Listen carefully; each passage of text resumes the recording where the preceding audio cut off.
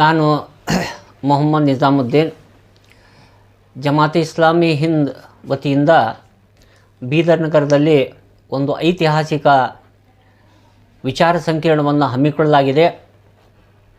ನಮ್ಮ ಭಾಗದ ಬಹಮನಿ ಸಾಮ್ರಾಜ್ಯದ ಕುರಿತು ಅವರ ಕಲೆ, ಸಾಹಿತ್ಯ, ಅವರ ನಾಣ್ಯ ಹಾಗೂ ಅವರ ಕಾಲದ ಅಭಿವೃದ್ಧಿ, ವಸ್ತುಶಿಲ್ಪ ಇವೆಲ್ಲವುಗಳನ್ನು ನಾವು ಕೂಲಂಕಷವಾಗಿ ತಿಳಿದುಕೊಳ್ಳಲಿಕ್ಕೆ ಒಂದು ವಿಚಾರ ಸಂಕಿರಣವನ್ನು ನಗರದ ಮೊಘಲ್ ಗಾರ್ಡನ್ ಫಂಕ್ಷನ್ ಹಾಲ್ನಲ್ಲಿ ಹಮ್ಮಿಕೊಳ್ಳಲಾಗಿದೆ.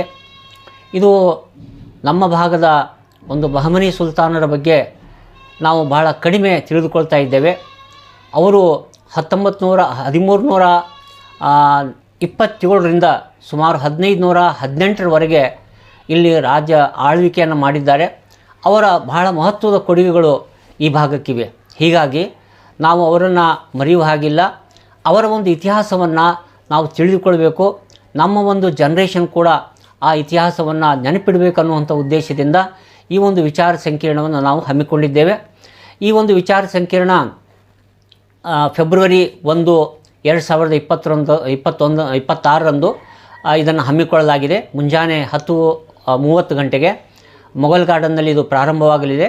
ಇದರ ಒಂದು ಉದ್ಘಾಟನೆಯನ್ನು ನಮ್ಮವರೇ ಆದಂತಹ ಪೌರಾಡಳಿತ ಹಾಗೂ ಹಜ್ ಸಚಿವರು, ಕರ್ನಾಟಕ ಸರ್ಕಾರ, ಸನ್ಮಾನ್ಯ ಶ್ರೀ ರಹೀಂ ಖಾನ್ ಅವರು ಈ ಒಂದು ವಿಚಾರ ಸಂಕಿರಣದ ಉದ್ಘಾಟನೆಯನ್ನು ಮಾಡಲಿದ್ದಾರೆ. ಮುಖ್ಯ ಅತಿಥಿಗಳಾಗಿ ನಮ್ಮ ಬೀದರ್ ವಿಶ್ವವಿದ್ಯಾಲಯದ ರಿಜಿಸ್ಟ್ರಾರ್ ಪ್ರೊಫೆಸರ್ ಪರಮೇಶ್ವರ್ ನಾಯ್ಕ್ ಅವರು ಆಗಮಿಸ್ತಾ ಇದ್ದಾರೆ.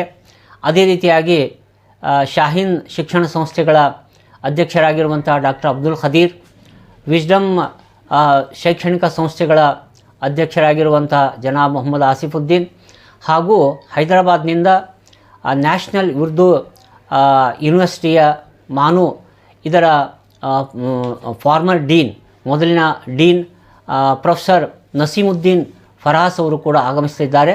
ಇದಲ್ಲದೆ ಬೇರೆ ಬೇರೆ ವಿಶ್ವವಿದ್ಯಾಲಯಗಳಿಂದ, ಮಾನು ಇಂದ ಹಾಗೂ ಹೈದರಾಬಾದ್ ಕೇಂದ್ರೀಯ ವಿಶ್ವವಿದ್ಯಾಲಯದಿಂದ, ಗುಲ್ಬರ್ಗಾ ವಿಶ್ವವಿದ್ಯಾಲಯ ಕಲಬುರಗಿಯಿಂದ, ಖಾಜಾ ಬಂದನವಾಸ್ ವಿಶ್ವವಿದ್ಯಾಲಯ ಗುಲ್ಬರ್ಗಾದಿಂದ ಬಹಳಷ್ಟು ಇತಿಹಾಸ ತಜ್ಞರು ಈ ಒಂದು ವಿಚಾರ ಸಂಕಿರಣದಲ್ಲಿ ತಮ್ಮ ಅಮೂಲ್ಯ ಕೊಡುಗೆಗಳನ್ನು ಈ ಒಂದು ಬಹಮನಿ ಸಾಮ್ರಾಜ್ಯದ ವಿವಿಧ ಮಗ್ಗಲುಗಳ ವಿವಿಧ ಇತಿಹಾಸದ ಬಗ್ಗೆ ನಮಗೆ ತಿಳಿಸಲಿದ್ದಾರೆ. ಕಾರಣ ನಾನು ಇನ್ನೊಮ್ಮೆ ತಮ್ಮಲ್ಲಿ ವಿನಂತಿಸಿಕೊಳ್ಳುವುದೇನೆಂದರೆ, ಈ ಒಂದು ಐತಿಹಾಸಿಕ ವಿಚಾರ ಸಂಕಿರಣದಲ್ಲಿ ತಾವೆಲ್ಲ ಭಾಗವಹಿಸಬೇಕು, ಇದರ ಲಾಭವನ್ನು ಪಡೆದುಕೊಳ್ಬೇಕೆಂದು ನಾನು ತಮ್ಮಲ್ಲಿ ವಿನಂತಿಸಿಕೊಳ್ತಾ ಇದ್ದೇನೆ.